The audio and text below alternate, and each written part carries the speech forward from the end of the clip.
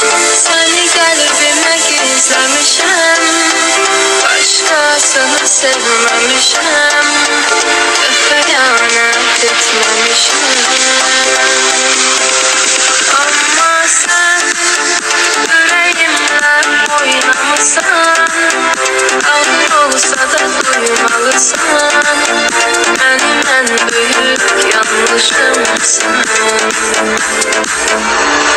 Ağlama, yürek ona layık değil inan. Terk eden sonunda pişman olur her zaman. Sana yaşattıklarını yaşamadan alıp giderdik bu dünyadan. Seni kalbime gizlemişim, başkasını sevmemişim, hıyanet etmemişim. Yüreğimle oynamasan, ağır olsa da duymalısan, benim en büyük yanlışımsın.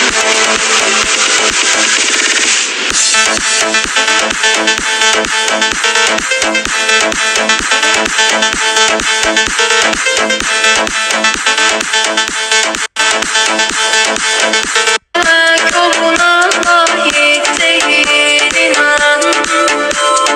Terk eden sonunda pişman olur her zaman.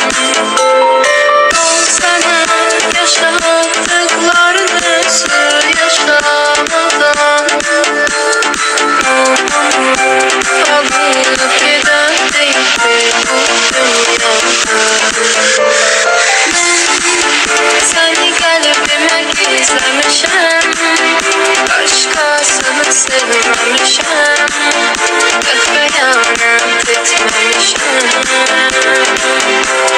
Ama sen yüreğimle oynamasan, ağır olsa da duymalısan, benim en büyük yanlışımsın.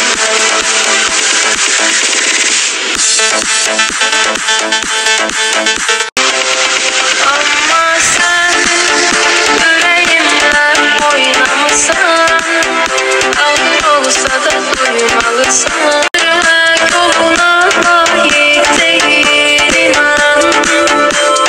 Terk eden sonunda pişman olur